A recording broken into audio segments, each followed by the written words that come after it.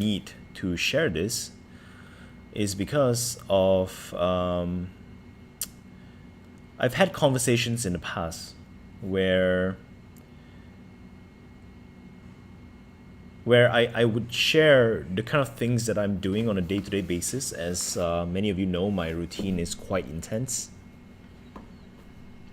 And some of my concerned friends would, Felix, well-being, right? Take care of your well-being.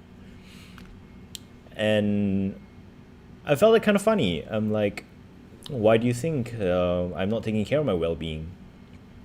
And as they share what their version of well-being is, what occurred to me is that perhaps there is a linkage between well-being equals positivity. Well-being, to me, is not equals to positivity. Well-being, it's a state. But the thing about the state is that we cannot confuse the states from the stages. If let's put it in a simpler word, in simpler term, if our spirit, if our mental health is not developed, imagine a spectrum where, let's say, this is so-called good and this is so-called bad. The state hovers. It's always constantly in flux.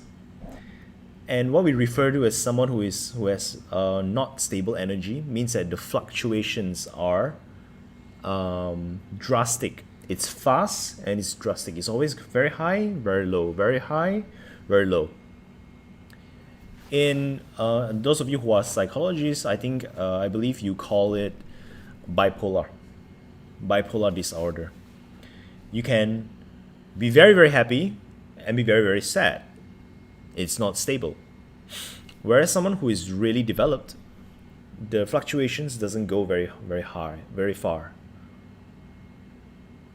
So that is what we call stages. And the more the more developed you are, the more positive the stages become. So if let's say you're very, very, very positive, the energy fluctuations doesn't make it so that you will feel super bad. It's gonna take quite a lot for your mental health to be affected. But if let's say we are attached, the thing is, when we are attached to the stages, or rather when we are attached to the state, right? Every time the state of mind, emotional state, slide down and become not so good, every time this happens, we would then do whatever it takes there will be this whiplash or knee-jerk reaction. Oh, I'm hungry right now, I'm angry right now, I'm upset right now, and let me just go and do something to make myself feel better. And there's a problem in this. The problem is that negativity is necessary. Problems are necessary. Necessary for what? Necessary to move you up the stages. It's necessary to move you up and make you more and more stable. Like how muscles, right? When we go to the gym, we train. The breakdowns in the muscles are necessary.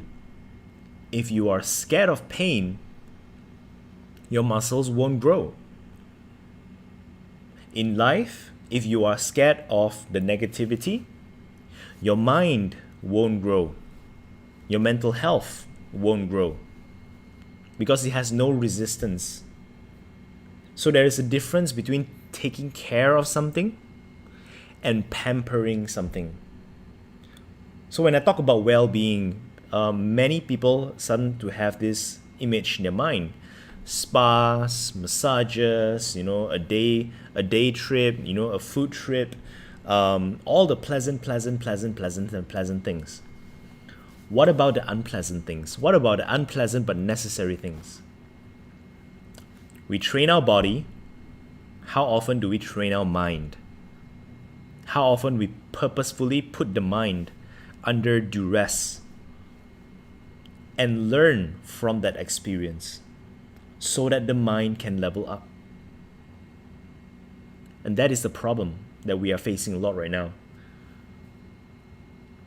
Negativity holds you back, but positivity is a trap.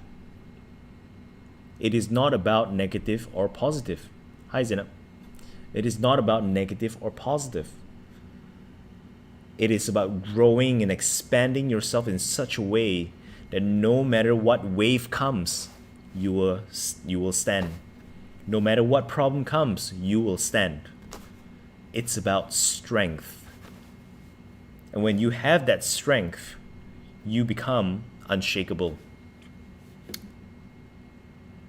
So that is what it is. It's about acclimatizing ourselves to both sides. Because as I mentioned before in the past, there cannot be a positive without the negative. There cannot be only positive without the negative. And vice versa. Whenever there's a negative, you must have a positive. This is what life is. Don't be so scared of the negative that you miss the point of life.